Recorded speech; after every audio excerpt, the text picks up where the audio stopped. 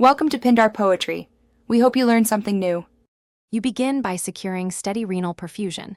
Maintain hydration so blood reaches the kidneys.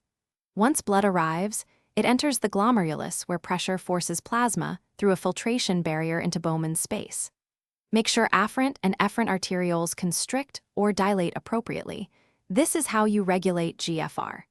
As you monitor filtration, note that large proteins stay in blood while waste and small solutes pass through. This first step sets the stage for selective recovery downstream.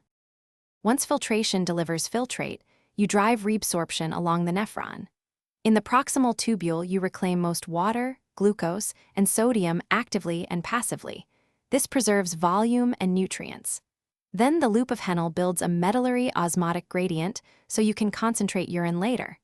Make sure to modulate distal tubule transport with hormones.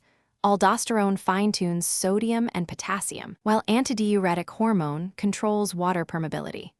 This coordinated exchange restores. You finish the process in the collecting duct where ADH opens water channels, so you reclaim water into the medulla and concentrate urine. Once urine reaches the renal pelvis, it flows through the ureter to the bladder for storage, and you excrete when appropriate. Make sure to monitor output and composition. Urine volume and solute levels reflect overall kidney performance.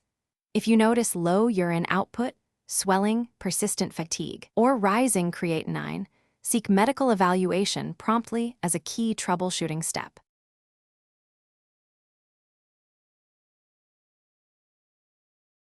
Thanks for watching. Consider subscribing if we helped you.